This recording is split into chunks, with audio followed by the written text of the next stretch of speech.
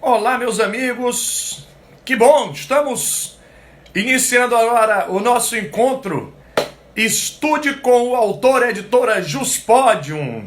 Bom dia a todos, espero que todos estejam muito bem, que todos possam estar com saúde, principalmente, né? Nesse momento aí preocupante, cuidadoso, enfim.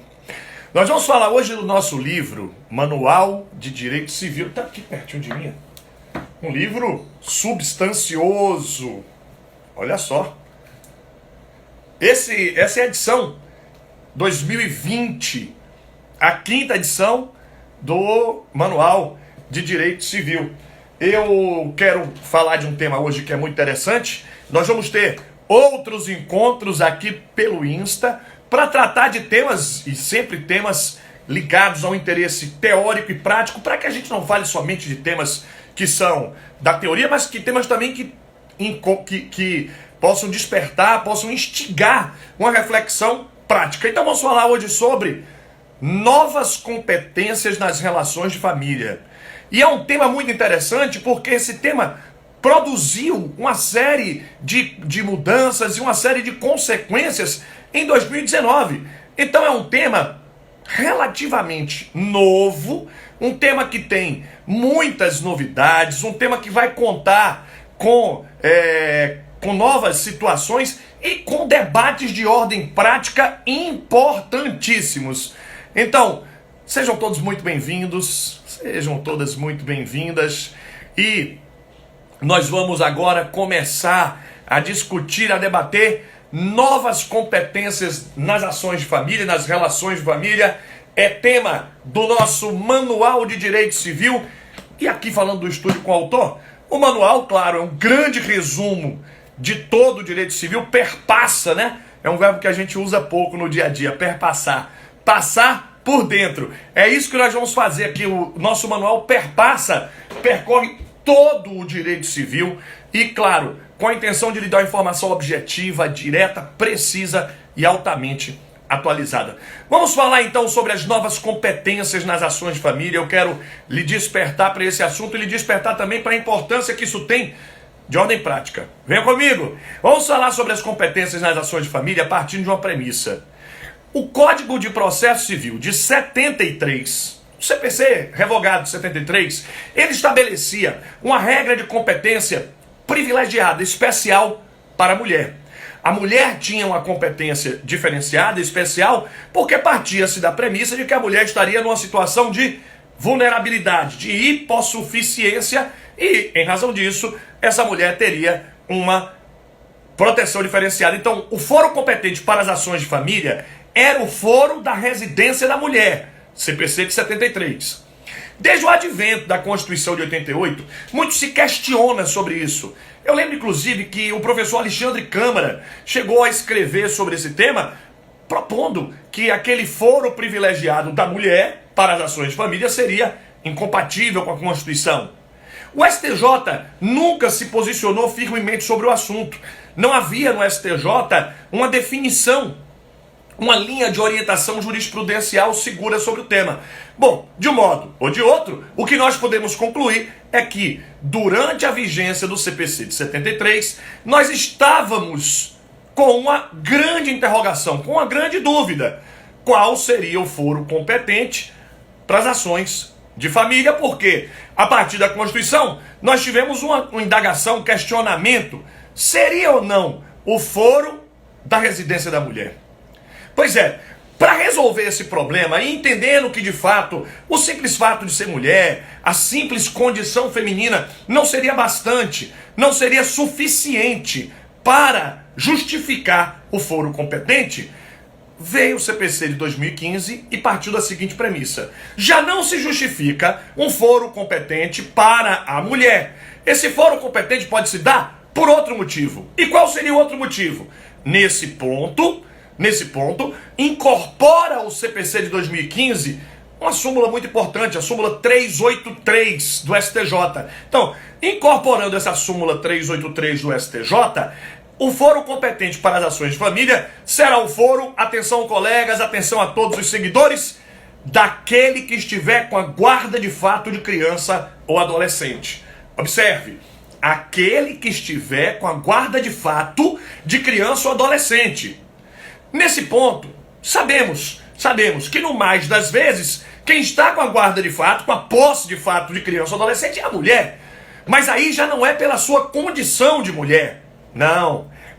Observe, o foro competente é daquele que estiver com a posse de fato de criança ou adolescente. De modo claro, pode ser o homem. E aí já não é a condição feminina que justifica, mas a especial proteção infanto-juvenil. A proteção diferenciada de criança e adolescente, que justificará este privilégio, essa competência especial, foro especial do genitora que estiver com a posse de fato de criança e adolescente. No CPC de 2015 é o artigo 53. Então, o artigo 53 do CPC de 2015 termina definindo a competência especial para processar e julgar as ações de família. Separação, divórcio, dissolução de união estável, as ações de anulação de casamento, todas as ações de família devem ser ajuizadas no foro daquele que estiver com a posse de fato de criança ou adolescente. Nessa linha de raciocínio, eu queria lhe chamar agora a atenção. Se o foro competente daquele que estiver com a posse de fato de criança ou adolescente, nós terminamos apontando, nós terminamos nos direcionando a uma conclusão. A conclusão é de que esse foro competente para processar e julgar as ações de competência, das ações de família, colocando na competência do foro de quem estiver com a guarda de fato, tem uma intenção, que é fazer com que aquele que está com a posse de fato e que, portanto, detém naquele momento que detém a posse de fato, detém ali o exercício pleno da convivência, facilitar a produção de prova. Então, fazer com que, numa ação de divórcio, numa ação de dissolução de união estável, a prova seja produzida de forma facilitada. Essa é a clara intenção, não há nenhuma dúvida disso. Mas, atenção onde eu quero chegar. Pois bem, nessa linha de raciocínio, eu queria só lhe chamar a atenção. Supomos agora que o casal convive está vivendo em Recife. Então o casal é casado ou vive em união estável e convive durante 10, 12 anos em Recife, na bela capital de Pernambuco. Pois é, olha o detalhe agora. O casal então briga, a relação chega ao fim, e quando a relação chega ao fim, o casal já não tem mais convivência, ocorre uma separação de fato. Meus amigos, eu clamo pela sua atenção agora. Eu não estou falando de uma separação judicial, eu não estou dizendo de uma decisão judicial, não. Eu estou me reportando tão somente a uma separação de fato. Ele saiu de casa, deixou ela em casa com 2 filhos menores. Tem um guri de 10 anos, um outro guri de 8 anos, enfim, fica a mãe morando na casa onde o casal sempre conviveu, com os 2 filhos menores, e o pai sai. Separação de fato. Isso ocorre, né, tantas vezes? Pois é. Atenção agora. Se esse casal pretende agora regularizar judicialmente a sua situação, a ação terá de ser proposta no foro do domicílio de quem estiver com a guarda de fato, da mãe, por conseguinte, porque ali, presumivelmente, hospedam-se os interesses daquelas pessoas. Então, um exemplo, eles moram em Recife, olha o que eu disse, mas o cônjuge varão, ou seja, ele, o papai, arrumou um emprego em João Pessoa. Então agora, o papai foi morar em João Pessoa, enquanto que a mamãe continua morando com os filhinhos menores em Recife. No meu exemplo, percebam, se esse casal agora quer demandar, seja uma ação litigiosa, seja uma ação consensual, o foro competente, de acordo com o 53 do Código de Processo Civil, é o foro do domicílio de João Pessoa, de Recife, porque em Recife estão os interesses daquelas pessoas. Melhor interesse da criança para a produção de prova, etc., foro competente de Recife, 53, inciso 1. É o foro competente daquele que está com a posse de fato de criança e adolescente. Não precisa ser uma posse judicialmente regularizada. Não precisa ser uma posse fixada judicialmente. Pois bem, agora atenção. Atenção para o meu exemplo.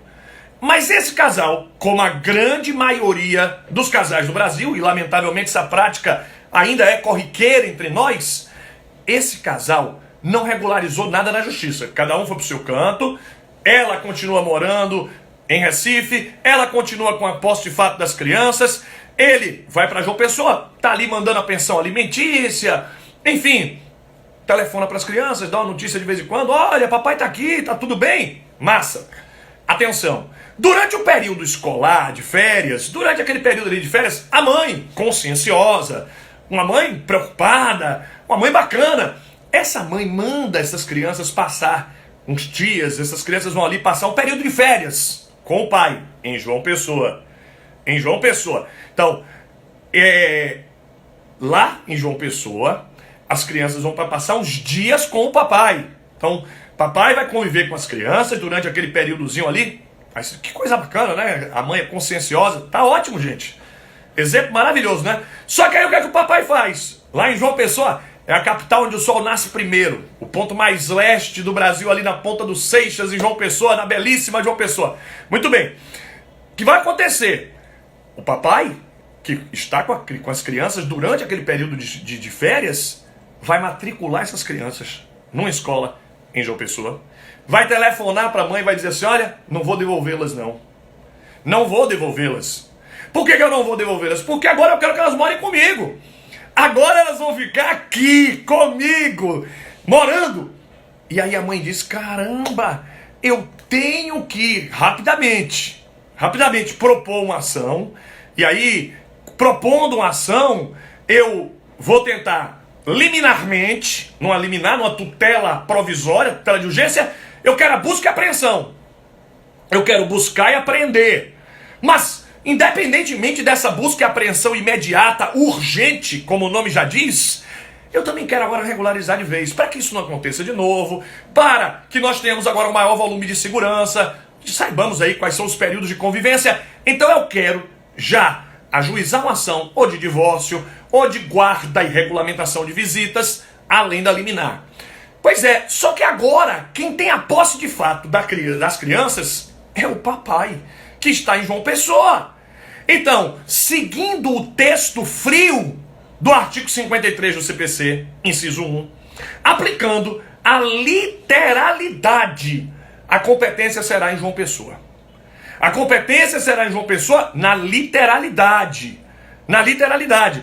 Então, e aqui, Roberto, vai ser um exemplo bem parecido, né? Roberto diz assim, se o pai foge com a criança para o Acre, embora a mãe detenha a guarda das crianças, o melhor para regularizar não seria o domicílio da criança? O domicílio da criança, de novo, está no Acre, no seu exemplo, né, Roberto? Então, é exatamente onde eu quero chegar. Exatamente. Então, nesse exemplo, atenção, nesse exemplo, as crianças estão com a posse de fato do pai, em João Pessoa. Pode ser no Acre também, o grande Roberto assim. E se for para mais longe ainda? A posse de fato está com o pai. Aplicando o artigo 53, inciso 1, o foro competente será o domicílio de quem estiver com a posse de fato, no meu exemplo, o pai. Onde as crianças estão? Há poucos meses. Há pouquíssimos meses. Pois é, essa posse de fato que está há pouquíssimos meses, por certo, não atende o melhor interesse da criança. Por certo, no meu exemplo, o melhor interesse da criança seria produzir prova em Recife, onde essas crianças moram há 10, 12 anos. Seguramente o estudo social do caso, vocês lembram do estudo social do caso? É o artigo 167 do ECA. O ECA, artigo 167, diz que o juiz pode determinar a realização de um estudo social exatamente para verificar, analisar o melhor interesse. Então, o juiz vai mandar fazer um estudo social, e com o estudo social do caso, que o juiz vai mandar realizar, o juiz agora vai julgar. Pronto, perfeito. Esse estudo social vai ser muito mais producente em Recife, no meu exemplo, e não em João Pessoa. Eu volto a dizer onde essas crianças se encontram há pouquíssimo tempo.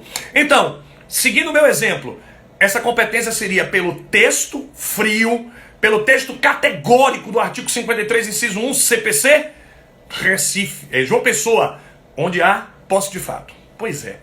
Só que aí é que eu quero lhe chamar a atenção, seja na prática, seja na teoria. Atenção, para quem estuda direito de família, para quem está lá laborando no cotidiano. E aí, pega o seu código e risca comigo, deixa o seu código riscadinho para quando você bater o olho, você lembrar, imediatamente ficar estampado na tela da sua imaginação. O artigo 53, inciso 1, precisa ser interpretado em harmonia com a súmula 383 do STJ. Esta súmula 383 é um instrumento interpretativo. Essa súmula 383 serve como um caminho de interpretação. E muito da sua pergunta, Roberto, que você fez, vem agora. Porque a súmula 383 diz assim: o foro competente para processar e julgar as ações de família é o foro, o domicílio de quem estiver com a guarda de fato. Fato, não é a guarda judicial. De novo, eu chamo a sua atenção. É a guarda de fato de criança ou adolescente. E aí vem uma parte maravilhosa. Em princípio, na súmula 383, localize esta expressão em princípio para verificar, para perceber que ao utilizar a expressão em princípio, a súmula está servindo como uma espécie de amortecedor, uma espécie de interpretação comedida e razoável para o inciso 1 do 53, dizendo, olha, atenção, a competência será do foro do domicílio daquele que estiver com a guarda de fato, se isto representar o melhor interesse da criança ou do adolescente. Se não representar o melhor interesse infanto-juvenil, aí o juiz fixará a competência de outra forma, que era o exemplo que eu estava concebendo. No meu exemplo, essas crianças moram em Recife há 10, há 12, 13 anos. Não há sentido prático em produzir prova em outro lugar, distinto de onde elas tinham as suas atividades habituais, cotidianas. Por tudo isso, num caminho interpretativo pautado pelo melhor interesse infanto-juvenil, um caminho interpretativo pautado, ou seja, nós não estamos saindo do texto legal. Nós estamos, jurista, por favor, se permita esta prática. Você vai interpretar a regra iluminada pelo princípio. Você diz, peraí, Cristiano, mas nós estamos rasgando o CPC. Não, de jeito nenhum. Nós estamos dentro do parâmetro interpretativo do CPC. Nós estamos interpretando conforme o melhor interesse infanto-juvenil. Aliás, nesse sentido, me permita aqui um paralelo hermenêutico, um paralelo interpretativo. Meu interesse nesse momento é fazer cada um de vocês pensar comigo e se permitir uma viagem. Eu quero lhe mostrar que o argumento jurídico, que o raciocínio pode ser maravilhoso, basta você se permitir. Eu quero lhe dar o exemplo do artigo 1707, que é um exemplo que eu trago aqui também no manual e no curso de Direito Civil, no volume de Direito de Família. O artigo 1707 do Código Civil é um artigo muito interessante, porque esse artigo diz o seguinte: os alimentos são irrenunciáveis. Os alimentos são irrenunciáveis. 1707, não se pode renunciar aos alimentos. Aos alimentos. E aí, o que vai acontecer na prática, comigo, atenção, o que vai acontecer na prática é, em Salvador, em Recife, em João Pessoa, no Acre, que o Roberto lembrou, e na cidade que você estiver agora, em qualquer lugar de todo o país, é muito comum, frequente, que nos acordos de divórcio ou de dissolução de união estável consensuais, casal está divorciando, casal está dissolvendo uma união estável, em qualquer lugar do país, é extremamente comum que conste uma cláusula de renúncia de alimentos.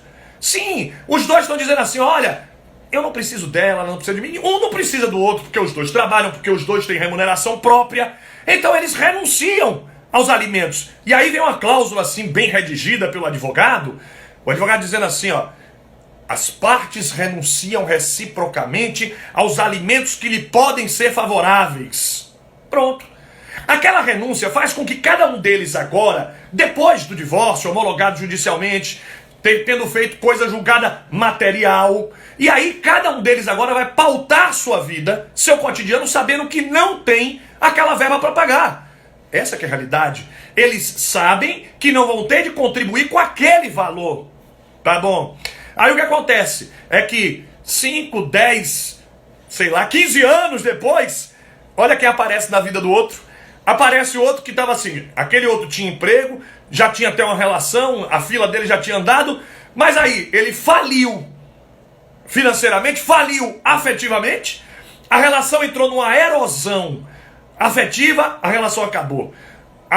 Perdeu o emprego, a empresa faliu, seja lá o que for, aquela pessoa agora está sozinha no mundo. Aí vai bater na porta do outro e vai dizer assim, olha, sabe quem sou eu? Você se lembra? Você se lembra de mim? Eu vim aqui te cobrar alimentos. E aí é possível? Bom, aí o jurista mais ortodoxo vai dizer, sim, claro que pode, porque os alimentos são irrenunciáveis. 1707, Código Civil. Aí o STJ vem de lá. Seguidores, anote, porque vale a pena, vale muito a pena você conferir. É o RESP 701-902 de São Paulo. RESP, Recurso Especial 701-902 do Estado de São Paulo. Neste RESP, o STJ vai dizer assim, olha, a renúncia aos alimentos nos acordos de divórcio, de dissolução de união estável consensuais, aquela renúncia é válida e eficaz. Válida e eficaz. Repito, RESP 701-902, Estado de São Paulo. E o STJ dizendo, teoria dos precedentes, hein, galera? Teoria dos precedentes, a força normativa dos precedentes. E aí, o que vai acontecer sob o ponto de vista prático é que, comigo, aquele cônjuge ou companheiro que renunciou não vai poder cobrar de novo. E aí você vai dizer, peraí, Cristiano, para tudo porque o STJ está rasgando o código. O STJ está pegando o Código Civil e está rasgando. Não está, não. E aí a explicação que você vai encontrar aqui no volume único, vai encontrar no volume de Direito de Família, é no sentido de que, atenção, esse artigo precisa ser interpretado. Jurista, por favor, não leve a interpretação na literalidade. Até porque, e sabemos nós, a interpretação literal chega a ser pobre. Pobre no sentido léxico. Afinal de contas, a língua portuguesa é riquíssima. Como você conseguirá a fazer uma interpretação restritiva, limitada? Então, é pobre sob o ponto de vista léxico, gramatical. É pobre no sentido social, porque ela não consegue alcançar inúmeras situações. O direito é vivo. Vivo. E por isso ele precisa de interpretação viva. Nesse sentido, o STJ vai dizer, os alimentos são irrenunciáveis. São sim. Ou seja, ele não sai do paradigma da lei. O STJ não abandona o texto. O que seria, claro, preocupante. Afinal de contas, para nós juristas, a lei continua a ser a referência. Uma referência democrática. Porque essa lei foi editada democraticamente pelo Poder Legislativo. Portanto, se esta lei foi editada regularmente, presume-se uma manifestação da democracia brasileira. Meus amigos, por favor agora, olha o que o STJ diz. Quando o artigo 1707 afirma os alimentos são irrenunciáveis, ele está querendo dizer os alimentos são irrenunciáveis pelos incapazes. Pelos incapazes, as pessoas maiores e capazes podem renunciar. Então, a renúncia nos acordos de divórcio, nos acordos de dissolução de união estável, aquela renúncia é válida, eficaz. O que é nula é a renúncia pelos incapazes. Um menor de idade não pode renunciar. Aliás, o que se mostra completamente lógico, porque se as pessoas maiores e capazes podem renunciar a patrimônio, podem renunciar aos alimentos, que bem ou mal constituem uma manifestação patrimonial. Portanto, atenção, o STJ não está abandonando o paradigma da lei. Ele está interpretando a lei e conferindo a ela uma compreensão mais dinâmica, real, verdadeira. Por isso, nessa linha de raciocínio, voltando para o 53, o que nós vamos fazer não é abandonar o paradigma do texto legal, mas interpretá-lo. Interpretá-lo com racionalidade, interpretá-lo de forma construtiva. A compreensão do 53, inciso 1, precisa ser construtiva, no sentido de admitir que a melhor interpretação que podemos fazer é no sentido de que o foro competente para processar e julgar as ações de família é o foro daquele que detém a guarda de fato, a posse de fato de criança ou adolescente, em princípio. Por que em princípio? Súmula 383 do STJ. Porque é a forma de interpretar, é a forma de compreender a harmônica com o princípio, em conformidade com o princípio do melhor interesse infanto-juvenil. Então, neste caso específico, nós já podemos dizer, assim como, Vinícius, pode perceber lá que é uma decisão muito pontual, a jurisprudência do STJ, teoria dos precedentes, Vinícius, não esquece, teoria dos precedentes, a jurisprudência do STJ conspira, aponta, sinaliza, no sentido da admissibilidade, validade e eficácia. E aí nós precisaríamos, Vinícius, para chegar nisso, utilizar o método distinguishing, para saber qual é o caso que pode fazer com que uma decisão seja diferente. Bem ou mal, 53, inciso 1, o foro competente para processar e julgar ações de família é o domicílio de quem tem posse de fato de criança ou adolescente, em princípio, se isso representar o melhor interesse infanto-juvenil. Mas é claro que, naturalmente, muitos dos seguidores agora, tem muita gente assim pensando, Cristiano, mas hoje em dia tem muito divórcio, muita ação de família que não tem interesse infanto-juvenil. São aqueles casais, por exemplo, cujos filhos já são capazes, os filhos já passaram da minoridade, outros casais que optaram por não ter filho, exercendo 227 da Constituição, direito ao planejamento familiar. Aqueles casais que exerceram direito ao planejamento familiar no sentido de não terem filhos, outros casais que tiveram filhos, mas que eles não são mais incapazes, até porque aumentou muito o divórcio hoje, dentre pessoas idosas. Nós temos um volume significativo, o que é completamente justificável, na medida em que, não esqueça, a longevidade aumentou. Se nós vivemos mais tempo, é natural que aumentem os divórcios, as dissoluções afetivas entre pessoas idosas. Muito bem, mas aí vem uma questão, e se não tiver interesse de incapaz, aí será o foro do último domicílio do casal. Porque presumivelmente lá, no último domicílio do casal, é lá que se presumem os seus interesses. Então, por que estão presumidos os seus interesses no último domicílio do casal, se não há interesse de incapaz? O foro competente é o último domicílio do casal. Por óbvio, que se nós vamos falar do último domicílio do casal, se um deles ali ainda reside. Porque também surge um outro problema, claro, que é, atenção, e se nenhum deles mais reside ali? Nenhum deles. Ou seja, de um lado e de outro, nenhum dos cônjuges ou companheiros tem residência ali. Logo, se nenhum deles mais ali reside, o problema agora é, qual vai ser o foro competente se nenhum deles ali reside? Aí nós vamos para o 40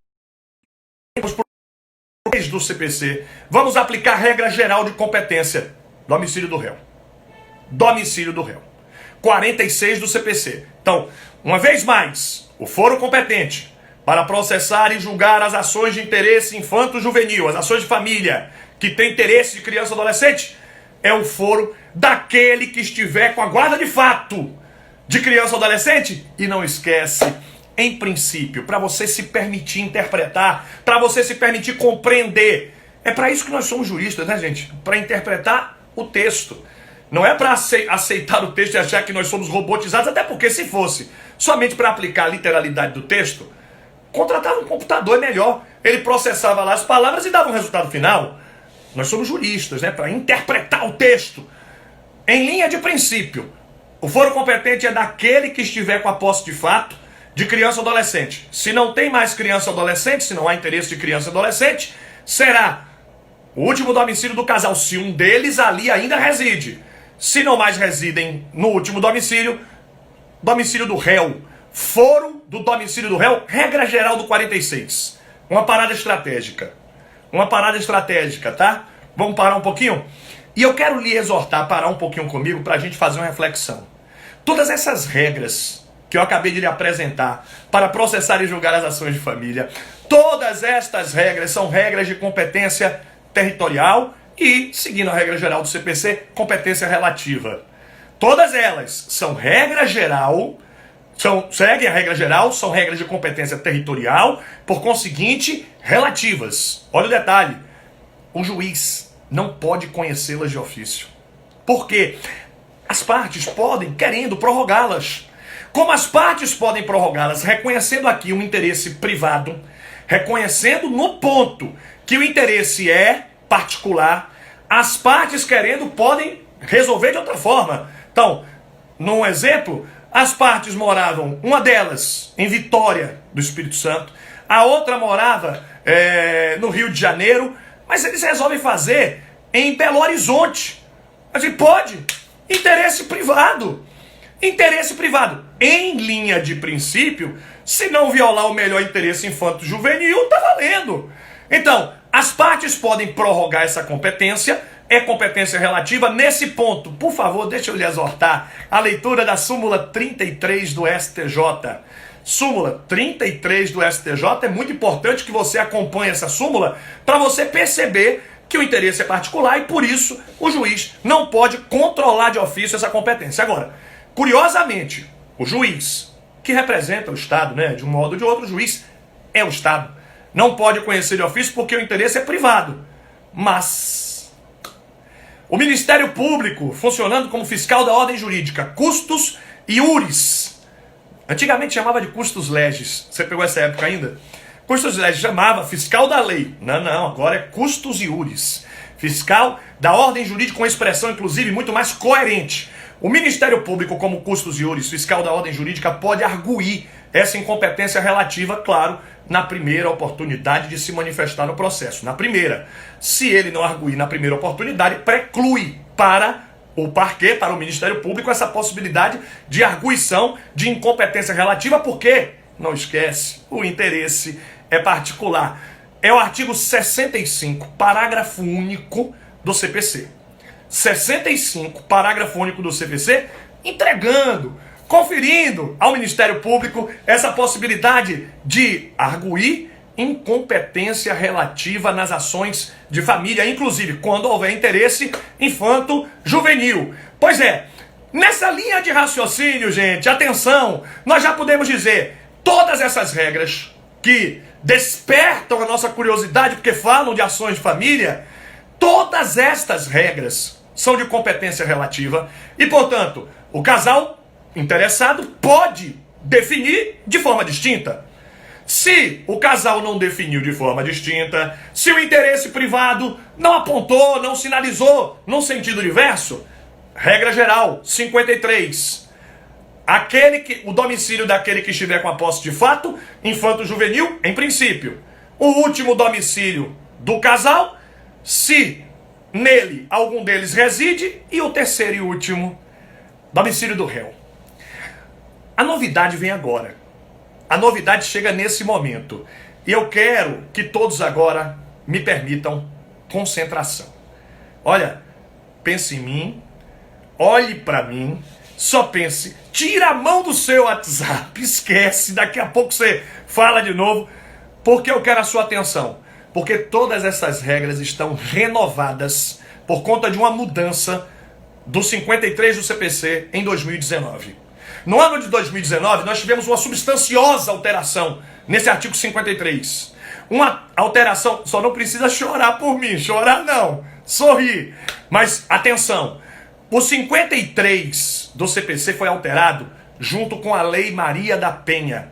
E esta alteração é extremamente importante, porque agora nós passamos a ter uma competência privilegiada também para a mulher vítima de violência doméstica e familiar. É a linha D do inciso 1 do 53. Eu vou repetir. É a linha D. A nova redação da linha D do inciso 1 do artigo 53 do CPC. Quem está com o CPC mais velho, atualiza. Pois bem, o que vai acontecer é que a mulher vítima de violência doméstica e familiar passa a ter também foro privilegiado, foro especial para as ações de família, o que se mostra completamente justificável. Um detalhe, por favor, não esqueçamos que neste caso, a fixação do foro privilegiado não se dá pela condição feminina, não se dá pela condição de mulher, mas sim pela sua condição de vulnerabilidade em decorrência da violência doméstica e familiar.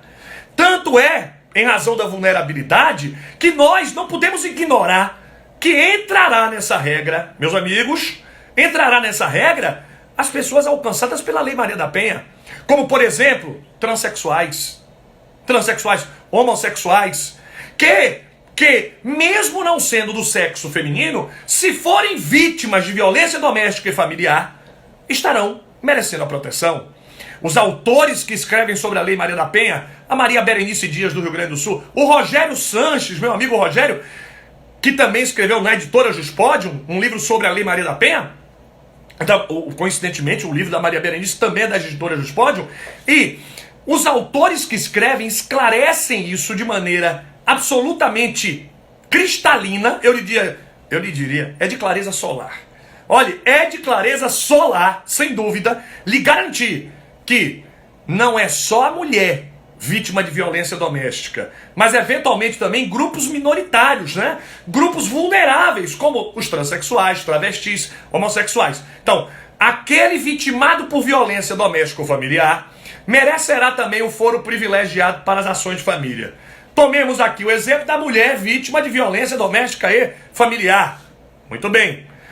Nesse caso de uma mulher vítima de violência doméstica e familiar, o Caio me disse que a Daniela Bonin trata bem desse assunto também. Que bom, um abraço para a Daniela. E aí, sem dúvida, Caio, de fato, muita gente bacana tem colaborado nessa interpretação, né? Exatamente no sentido, porque infelizmente os dados da violência doméstica só fazem aumentar no Brasil.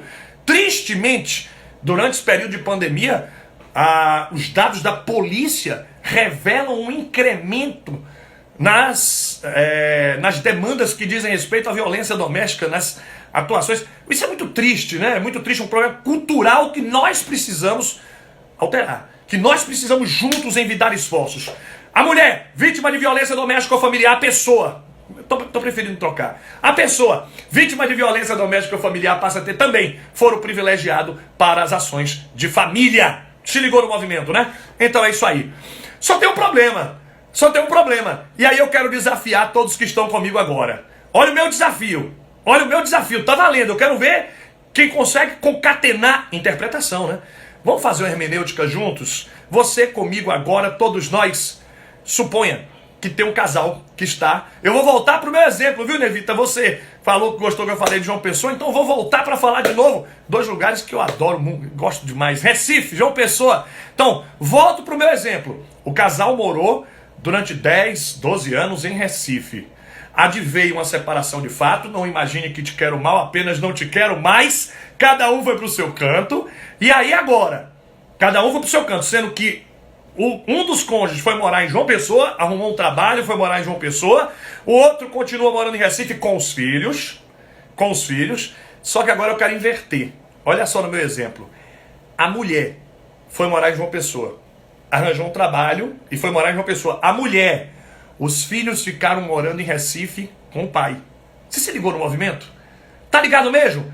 Os filhos menores com o pai em Recife. A mãe, onde o casal morou a vida inteira. A mãe arrumou um trabalho e foi para João Pessoa, sozinha. E o pai ficou com os filhos. Nesse caso, de quem é a competência para processar e julgar, considerando que essa mulher é vítima de violência doméstica e familiar. Considere que essa mulher é vítima de violência doméstica e familiar. Então, é o foro do domicílio dela, João Pessoa, que é a vítima da violência doméstica ou familiar, ou é o foro do domicílio dele, que tem a posse de fato de criança ou adolescente. Não é massa? E aí, gente, o que vocês acham? A Mariana está me dizendo que é da mulher, a Temis está me dizendo que é o do homem, que é Recife. Pois é, Camila, João Pessoa é da mulher, a Bia é dela. Então, eu acho que nesse caso nós vamos ter... Primeiro, o que eu quero mesmo que vocês percebam é que nós temos nesse caso um conflito. Nós temos aqui claramente uma colisão, uma tensão. Porque a linha A do 53, inciso 1, diz que é o domicílio de quem estiver com a posse de fato de criança ou adolescente. No meu exemplo, é ele. Mas a linha D, com a nova redação do 53, vai dizer que é o domicílio de quem for vítima de violência doméstica e familiar, que no meu exemplo é ela, que está agora em João Pessoa. Que loucura, né? Nessa colisão, nesse conflito, precisa disciplinar os interesses infanto-juvenis, alimentos, guarda, visitas, tudo isso precisa ser deliberado. Ela quer que processe em João Pessoa, onde ela está morando. Ele quer que processe em Recife, onde ele está morando, com a prole, com os filhos menores. E aí é sensacional. Que bom que vocês estão pensando. O que eu mais queria era que você pensasse. Nesse caso não vai ter como aplicar o ECA, Suzana. Nós não temos como introduzir a regra do ECA aqui, uma vez que o melhor interesse da criança, volto a dizer, é em princípio, ele está claramente colidindo com a proteção integral da mulher vítima de violência. Então o que nós temos aqui é uma tensão, é um conflito, uma colisão. E nós vamos precisar ponderar. Tudo o que vocês estão dizendo, eu estou aqui acompanhando, muita gente falando e muita coisa legal, né? Bia, Camila, Leandro, André, muito obrigado a todos. Mas agora a resposta vai passar por um outro caminho. É que, na verdade, nestas questões, a solução vai passar pela ponderação. Aquilo que o ministro Barroso chama de técnica de balanceamento. Técnica de balanceamento ou técnica de ponderação, o nome você escolhe, né? Tá bom. Vai com o nome que você quiser. Técnica de balanceamento, Frank Dirin, abração, Frank. Então, vai ficar assim, gravada. Então, nesse caso, usando a técnica de ponderação, a mim parece que o melhor caminho é fixar o foro competente pelo domicílio dela, vítima da violência doméstica. Eu explico. Eu tenho seguido nestes casos, desenvolvendo uma interpretação conforme a Constituição, com a seguinte pedra de toque. Atenção, atenção. E eu acho que nós devemos proteger um dos interesses que, uma vez protegido o tutelado, não sacrifique o outro. Repito, proteger um que uma vez tutelado, não elimine, não esvazie, não asfixie o outro.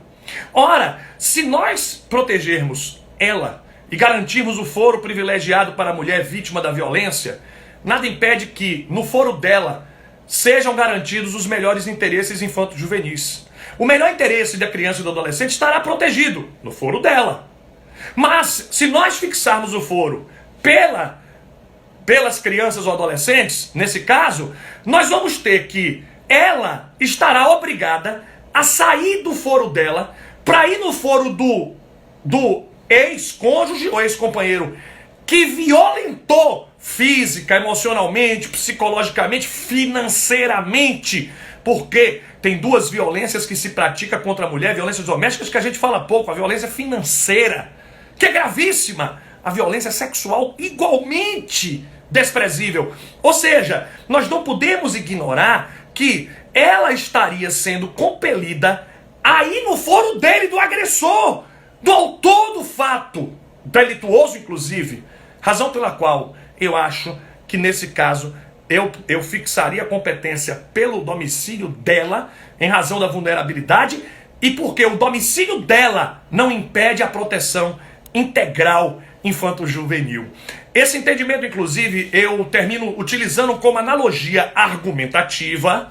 Olha só, teoria da argumentação. Uma decisão que o Supremo proferiu na ADIM 4815. Nessa ADIM 4815, todos vão lembrar comigo, nessa ADIM 4815 o Supremo reconheceu a possibilidade de publicação de biografias não autorizadas pelo biografado. Publicação de biografias não autorizadas pelo biografado. ADIM 4815. Então, nesse caso o Supremo disse, olha, eu vou permitir a proteção, eu vou permitir a publicação de biografias não autorizadas. Por quê? Se eu permitir, eu não desprotejo os direitos da personalidade do biografado. Se houver violação, ele tem os instrumentos da responsabilidade civil e da responsabilidade penal ao seu favor. Ao seu favor. Se eu permitir os instrumentos da responsabilidade civil, mas se eu não permitir, ele não tem como exercer a liberdade de expressão, o autor da biografia, né, o biografista. Então ele diz, eu protejo um interesse que não elimina o outro, que não asfixia o outro. É a técnica que estou agora a seguir. Ponderação de interesses, Larissa falou, é isso aí, Lari. Ponderação de interesses, sim, utilizando aqui a técnica de balanceamento. Por fim, já apontando para a nossa reta de chegar. Tá chegando a hora, né? Senão daqui a pouco o Insta nos derruba. Mas antes do Insta nos derrubar, só mais uma informação importantíssima. A Lei Maria da Penha conta agora com um novo dispositivo. É o artigo 14, letra A. 14, letra A, da Lei Maria da Penha.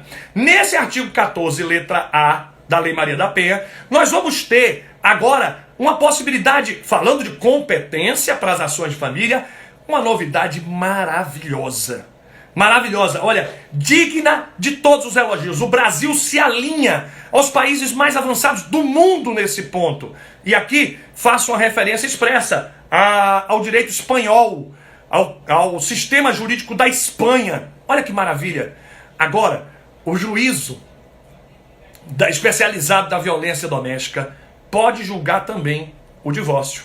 Então, o juízo especializado da violência doméstica, de acordo com a nova redação do artigo 14, letra A, Lei Maria da Penha, esse juízo agora vai poder julgar também o divórcio. O divórcio. Bia, um beijo pra você, Bia. Claro que sim, não tenha dúvida. Não tenha dúvida. Vamos lá. E o Rodrigo tá lembrando que o cupom de desconto, o pessoal que tá aqui já cobrando, estará no feed assim que terminar a live, com o tempo lá específico do desconto do nosso volume único, curso de Direito Civil. Pois bem, mas antes da gente terminar, não esquece, antes da gente terminar, a redação do 14, letra A, permite que o juízo especializado da violência doméstica julgue também o divórcio. Julgue o divórcio. Aliás, não só julgue o divórcio. O juízo da violência doméstica, o juízo especializado, ele pode julgar o divórcio, a guarda de filhos, o regime de visitas, os alimentos devidos para os filhos e os alimentos devidos entre eles. Olha só que maravilha! Vamos de novo? De novo. Toda a sua concentração para mim agora. Atenção! O juízo especializado da violência doméstica, artigo 14, letra A, Lei Maria da Penha, pode julgar também o divórcio. Imagina, né? O divórcio. O juízo da violência doméstica, um juízo eminentemente criminal, vai julgar também o divórcio? Sim. E vai dizer: o casal está divorciado.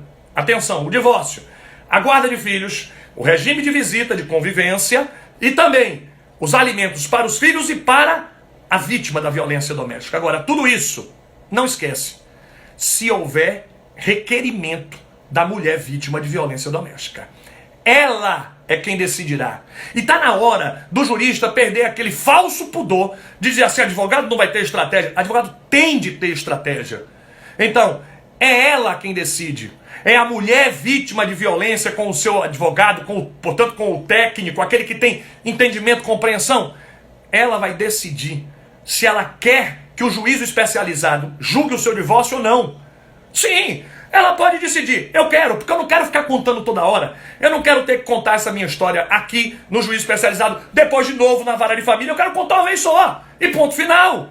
Então, por questões estratégicas, essa mulher, vítima da violência doméstica e familiar, pode querer obter o seu divórcio na própria vara especializada da violência doméstica, ou pode dizer: não, eu quero meu divórcio depois, na vara de família. Eu agora quero somente as medidas protetivas, eu agora quero a tutela penal. A tutela penal, eu quero obter a condenação criminal do ofensor e depois eu vou resolver o meu divórcio quando eu estiver psicologicamente mais equilibrada, etc. É decisão dela.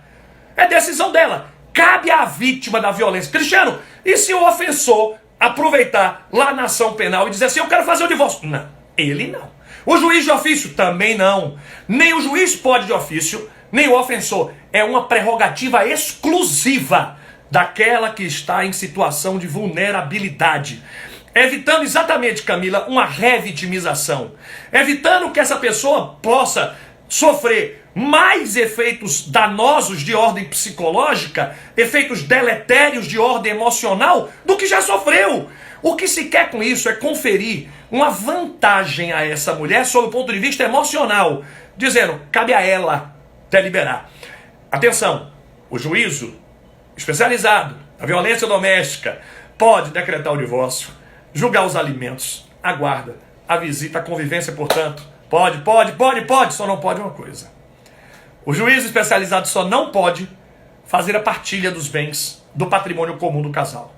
A partilha dos bens integrantes do patrimônio comum do casal não pode ser realizada na vara especializada. Por que não? Porque aí só o juízo da vara de família. Aliás, nesse sentido de que é só o juízo da vara de família quem faz a partilha de bens, nesse sentido, Cristiano, mas peraí, vai fazer o divórcio sem ter a partilha dos bens?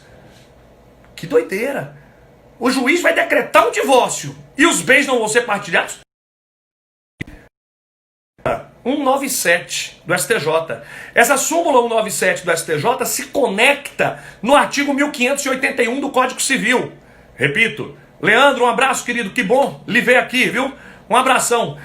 Então, Leandro é um dos mais competentes procuradores da República que nós temos aqui no estado da Bahia. Eu tive a honra enorme, né? Eu estava começando, você lembra, de ser professor, agora você é meu colega, amigo. Então, atenção, o juízo especializado não pode decretar o divórcio, mas não pode decretar a partilha, mas pode o divórcio. Então ele vai decretar o divórcio e os bens vão permanecer em condomínio. Súmula 197 do STJ. Bom, Cristiano, e os bens vão ficar em condomínio e aí?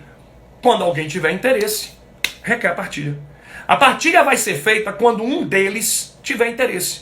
Então, se um dos ex-cônjuges, eu estou chamando de ex porque já teve o divórcio, não é massa isso? Os bens ficarem em condomínio, ninguém vai sofrer prejuízo, porque os bens continuam condominiais. É um chamado estado de mancomunhão. Estado de mancomunhão, tudo junto. E nesse estado de mancomunhão, se um deles quiser alienar, se um deles quiser vender, vai precisar do consentimento do outro. E se o outro não der consentimento, vai ao juiz pedir o suprimento. Então, ninguém vai ter prejuízo e quando qualquer deles quiser, vai requerer a partilha. Em que vara? Vara civil, né? Porque o casamento já acabou. Vara de família. Vara de família é o conflito de competência 160329 Minas Gerais. Conflito de competência 160329 de Minas Gerais. Nesse conflito de competência 160329 de Minas, fixa-se o entendimento de que a partilha destes bens que ficaram no estado de mancomunhão, esses bens que não foram partilhados no divórcio, a partilha deles é de competência da vara de família. Então, partilha de bens, só vara de família. E a vara especializada não pode fazê-lo. 14, letra A da Lei Maria da Penha. Não tenho dúvidas de que nós estamos falando de novidades substanciosas na competência das ações de família.